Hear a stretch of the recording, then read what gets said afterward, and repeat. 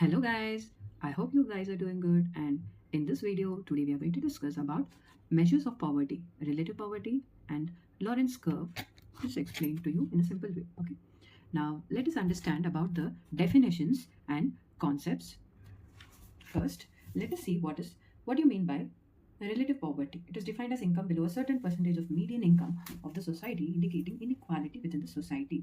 Like this is when some people have less money compared to most other people in their community. Okay, that is called median income. Absolute poverty. Okay, this is when people they don't have enough money to buy things they need, like food and shelter. So this is based on a specific fixed threshold, and it is often related to minimum income required for basic subsistence. Now let us look into some of the measurement tools. Okay, what do you mean by Lorenz curve? Lorenz curve is like a drawing, like a graphical representation, and it shows how money is shared among people. Like this helps us to see if some people have a lot of money than others. Okay, Gini coefficient. What is Gini coefficient? This is derived from Lorenz curves. It measures income inequality, which means this is a number, and this tells us how evenly money is shared. A smaller number means money is shared more fairly among everyone. Okay, so an inequality on a scale from 0 to 1, where 0 indicates there is a perfect equality and 1 indicates there is a perfect inequality. Let us see about some of the indices and measures. What do you mean by head count ratio? Okay, this tells us how many people, simple, it's very simple. This tells us how many people are very poor. Okay, how many people are below the poverty line. Okay, what is poverty gap index? This shows us how far below the poverty line the poor people are. Like how far are the people from the poverty line? What do you mean by sane index? This mixes different ways to measure poverty to give us a better picture. So this combines the headcount ratio, poverty gap, and income distribution among the poor to measure poverty. Okay, what is another thing? This is Foster Greer FGT index. Okay, what do you mean by FGT index? This looks at how deep and severe poverty is. So it includes a measure of poverty depth and severity. Multi-dimensional poverty index. Okay, this checks if people are missing out on important things like education, health, and a good home, right? So this captures the intensity of poverty by considering multiple deprivations in health, education, and living standards. I hope you have understood till here. Now let us go into the poverty line. Okay, what do you mean by poverty line?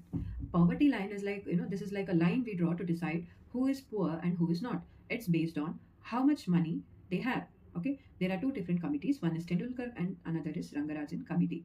The Tendulkar committee, no, they recommended using consumption expenditure to define poverty line, which means they suggested using what people spend to decide the, on what people spend to decide the poverty line. What are the items you spend? While Rangarajan committee, they updated the poverty line number based on how much people spend. Okay, so provided updated poverty line estimates based on per capita expenditure, which means on how much people spend.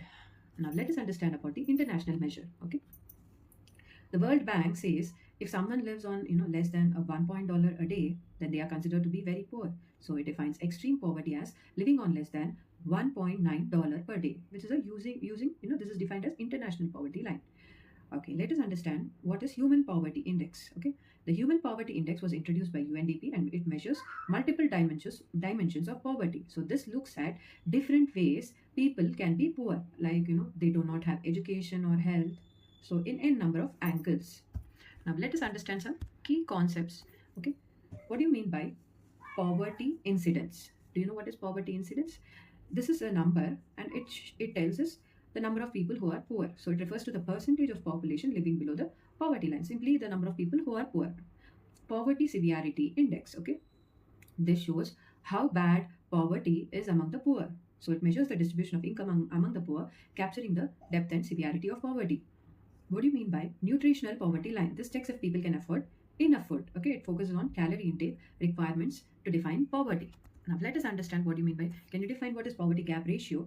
Okay, the poverty gap ratio is just, it tells us how much money the poor need in order to reach the poverty line. Okay, I hope you have understood these key concepts, and there are some additional aspects. What are those additional aspects which you have to remember?